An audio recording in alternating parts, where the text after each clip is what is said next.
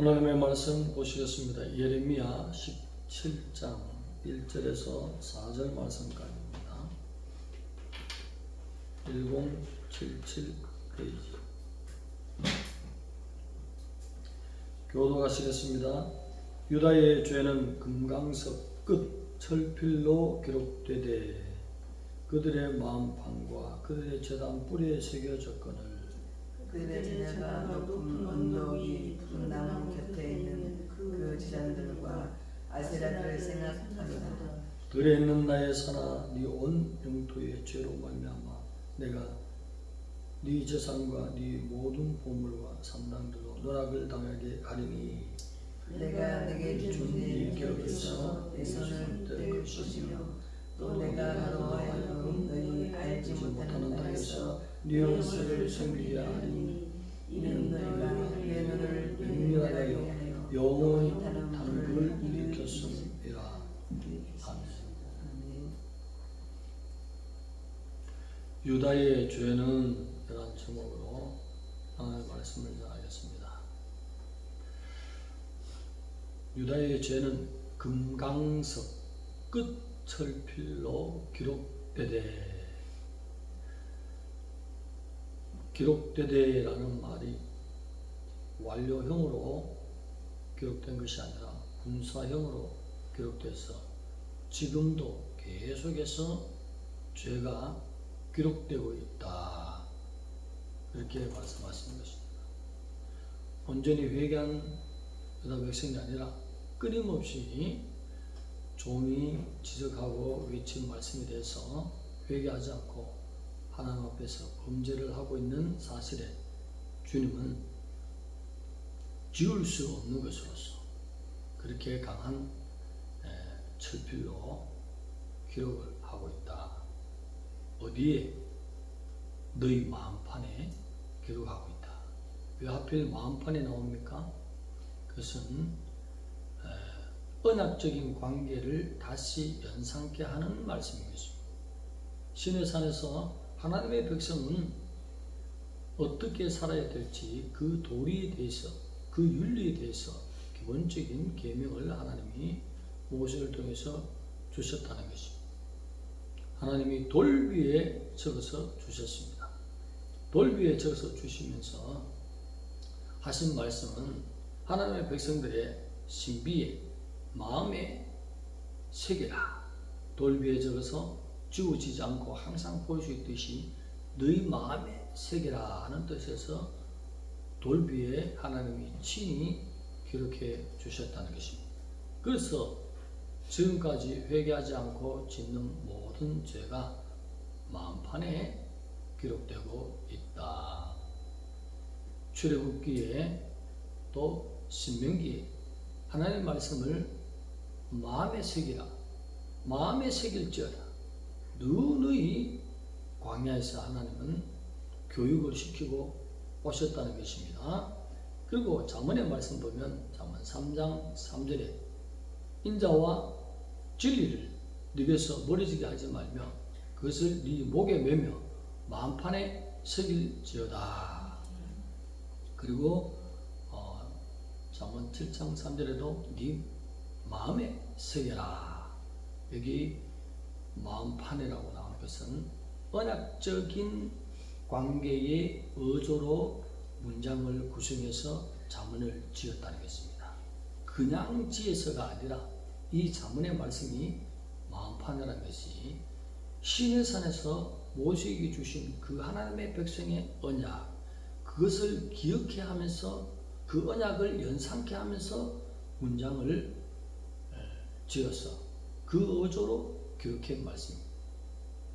성경에 나오는 모든 부분적인 마음판이라고 하는 마음이라는 단어가 나오고 색이라는 단어는 모두가 시내산의 그 언약을 받는 것을 연상해서 그 문장을 이렇게 어조로 강조하는 말씀으로 기록된 것입니다. 그래서 우리 신앙생활에 기초를 잘 쌓이게 되면 온전히 반석에 설 수 있고 든든할 수 있다는 것입니다. 첫 출발이 어디예요? 모세가 시내산에서 받은 그 언약으로부터의 출발. 왜 하나님이 돌에다가 새겨서 주셨습니까? 너희 마음판의 신비에 마음에 새겨진 것은 지워질 수가 없지 않습니까? 다른 모든 것에는 잊어버린다든지 보이지 않으면 되지만 내 마음판에 새겨지는데 어떻게 해서 지워지겠습니까? 그래서 너희 마음판의 죄를 지금 계속적으로 게루바 끊임없이 죄를 짓고 있다. 그리고 한 군데 더 어디에 짓습니까? 제단 뿔에 죄를 계속적으로 기록하고 있다. 제단 향단에 보면 사각형의 향을 태우는 그곳에 양가의 뿔이 이렇게 뾰족하게 설치되어 있습니다. 그리고 번제단 양 네 귀퉁에도 뿔이 뾰족하게 튀어나왔습니다. 그것은 하나님의 권능 또는 하나님의 임재를 상징하는 것입니다. 그래서 하나님 앞에 희생 제물을 드리고 헌신과 봉사로 하나님 앞에 섬기겠습니다. 특히 희생 제물을 드려서 내 죄가 용서받는 그 현장의 자리가 번제단인 것입니다. 그 뿔에다가 죄를 지금 거룩한 곳에다가 계속 죄를 기록하고 있다는 것입니다. 죄를 없애고 용서받아야 할 자리에 계속적으로 죄를 기록하고 있다는 것은 형식적으로 교회에 다닌다는 것입니다. 교회에 다니는 사람하고 오늘 새벽에 나와서 우리 청주 목양교회가 오늘도 나를 구원하신 하나님 앞에 십자가의 보배 피를 흘리신 제단 뿔에 있는 모든 죄를 덮어버리는 그 놀라운 은혜를 베풀어 주신 하나님 앞에 너무나 감사해서 첫 시간을 내가 깨우고 큰 절로 영광 돌리기 위해서 그분 앞에 말씀을 드리며 그분께 영광 돌리기 위해서 나왔나이다. 이것이 완전한 예배인 것입니다. 제사 때는 제물이 필요했습니다. 어린 양을 가져가야 됩니다. 염소를 가져야 됩니다. 또 황소를 가져가야 됩니다. 죄의 경중에 따라서 제물이 달라지는 것입니다. 그러나 기본적으로 죄는 양을 한 마리 가져가는 것이었어요. 그렇게 가서 내 대신 나의 모든 죄를 그 제사장 앞에 말을 할 때 제사장이 그 머리 위에 짐승이 머리 위에 안수해서 죄를 전가시켜서 내가 지은 죄를 짐승이 지은 것처럼 짐승이 덮어쓰고 그를 죽여버리고 하나님 앞에 불태워서 드리고 그 피를 받아서 번제단 뿔에다가 바르고 번제단 밑에다가 7번 뿌리고 그것을 가져가서 지성소 안에 하나님의 법궤 위에 또 덮어버리고 그때 하나님 성령께서 임재해서 너와 너의 모든 죄를 용서하였느니라 음성이 들리면 제사장이 나와서 이 제사를 받았느니라 이 제사함을 받았느니 가거라 하고 번제물을 가져온 자에게 죄를 고백한 자에게 그렇게 선포하는 것입니다. 오늘도 제사함을 받으려면 양을 가져와야 돼요. 그런데 황소를 가져와야 돼요. 그런데 그 번거로운 모든 것을 친히 여호와께서 임재하셔서 단번에 모든 속죄를 이루셨도다. 놀라운 일이라는 것입니다. 그러니 예배에 나올 때는 성막에 나가고 번제단에 나가는 그 정성보다도 더 뜨거운 마음으로 감격함으로 여호와를 찬양하는 마음으로 십자가를 생각한 마음으로 오늘도 하나님의 기록한 모든 말씀을 들으며 그 말씀 앞에 의롭게 살며 영광 돌리며 아멘 하면서 단번에 십자가로서 모든 번거로운 제사를 완벽하게 처리하신 그 하나님 앞에 절하러 간다. 할렐루야! 여기에서 모든 것이 형식적이고 의식적으로 갖춰져야지 이 중심이 없이 형식만 의식만 가진다는 것이죠. 그러면 주인공이 없다는 것이에요. 겨울에 가장 맛있는 건 뭐죠? 찐빵. 뭐야? 가장 맛있어. 겨울에 호떡? 그 안에 호떡 그러면 그 안에 그죠? 설탕이 하나도 없으면 무슨 맛으로 먹을까? 안고 없는 찐빵도 맛 하나도 없잖아. 그런 것처럼 제사가 중심이 없는 우리 하나님의 은혜는 오늘 말씀 속에서 눈물을 흘려야 되겠어. 감격의 눈물. 하나님 죄를 볼 수 없다. 너희 죄 하나쯤은 완료형이 아니라 분사형으로 계속적으로 기록하고 있다. 친히 너희들이 안다. 네 마음판에 율법이 새겨져야 되는데 그것이 아니라 죄들이 너희들이 깊이 생각하면 네가 지은 거 네 스스로 알렸다. 이것이 그러면서 번제당 뿔에 그런 죄들이 용서받아야 될 그 주님의 보혈이 뿌려져서 덮어야 되는 자리에 끊임없이 죄를 기록하는 상태. 하나님의 마음이 불과 같이 일어나는 거지. 명렬한 그 진노의 불이 영원히 타는 불로 기록되어 있죠. 하나님 무섭습니다. 죄만 짓지 않으면 하나님은 보좌 위에 모든 것을 준비하시고 막 쏟아붓는 능력자입니다. 그렇지만 죄를 지으면 하나님께서 견딜 수 없는 명렬한 불이 하나님 앞에 탄다는 거죠. 다 저기 쳐넣어야 하나님의 본성이 속이 시원하다. 하나님의 성품을 잘 합시다. 하나님의 성품을 잘 알면 광동탕 어디에 있습니까? 내 손에 있습니다. 그것을 보여주시는 말씀. 네 자녀들이 높은 언덕 위에 또 푸른 나무 아래에 범죄하는 것들, 우상 섬기는 것을 생각하는 도다.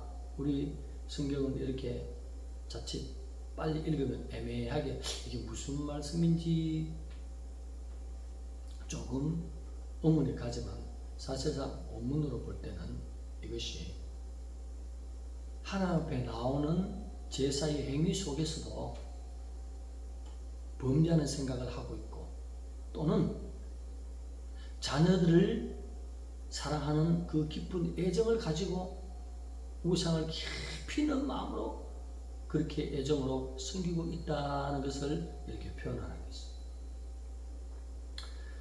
오늘 진단해 봅시다. 진정으로 하나님을 사랑하는지 아니면 우리 아들, 딸이 하나님보다 더 중요한지. 하나님을 진정으로 사랑하면 하나님이 아들, 딸 책임지십니다. 안 되는 자리도 집어넣습니다. 그러니 소망교회 광 목사님 생각나네. 그 아버님이 석 달에 한 번인가 늘 그 집안이 부유했어요. 그때 소를 한 마리씩 잡아서 늘 가난한 사람 초청해서 대접을 했어요. 참 선한 삶을 살았어요. 그 목사님의 그 부치. 그래서 그가 공부할 때는 될 수 없는 것을 하나님 내가 미국에 뭔 신학교 거기 가고 싶은데 인원이 꽉 찼네요. 이렇게 기도하는 하나님이 어느 날 알았어. 어떤 사람이 다른 데로 빠져나가 티오가 생겼어. 네가 가거라. 할렐루야. 이런 하나님입니다. 따라합시다. 멋있는 하나님.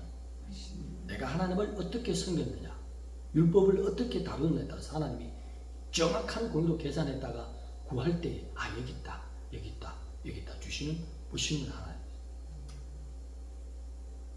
우리 하나님이 갚으시는 하나님이시죠. 개척교회 우리 교회 잘하라는 말이 아니고 하나님 앞에 뭔가 심기 시작할 기도로 심든지 머리 심든지 하면 전부 하나님이 보응할 날에 축복할 날에 다 베풀어 주시는 것입니다. 오늘 여기는 깊은 애정을 가지고 자녀를 사랑하듯이 그렇게 우상을 섬기시니 하나님의 맹렬한 진노가 일어났어. 영원히 타는 분노가 일어났다는 것이죠. 그래서 그 손을 떼어버리겠다. 들에 있는 나의 산아, 시온산 예루살렘을 말하는 것입니다. 아브라함과의 언약을 맺고 가나안 땅을 주기로 약속했는 이 땅에는 복만 받아야 되는 자리지 않습니까? 젖과 꿀이 흐르고 하나님의 이름이 영광받고 찬양받으며 넘치는 것으로서 풍족하게 살며 세상 사람들 가운데서 봐라! 하나님이 우리와 함께하지 않느냐? 이런 자리가 되어야 되는데 그것이 우상으로 가득 찼다는 것이죠. 그러나 하나님이 하나님의 손을 떼어버리겠다. 무슨 말씀? 그래서 영원히 타는 그 진노의 불을 일으켰다. 지옥으로 보내겠다 이 뜻이에요. 그런데 하나님이 지옥으로 보내지 않고 70년간 바벨론에 묶어놓은 것도 복인 줄 믿습니다. 영원히 버리지 않고 영원히 타는 맹렬한 그 불을 일으키는데도 죽이지 않고 깨닫게 하기 위해서 70년간 묶어놓으시고 그렇게 포기하지 않고 하나님이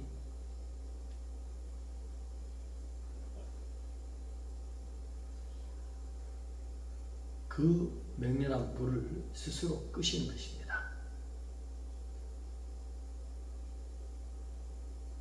독생자를 아낌없이 하나님이 이 땅에 보내시고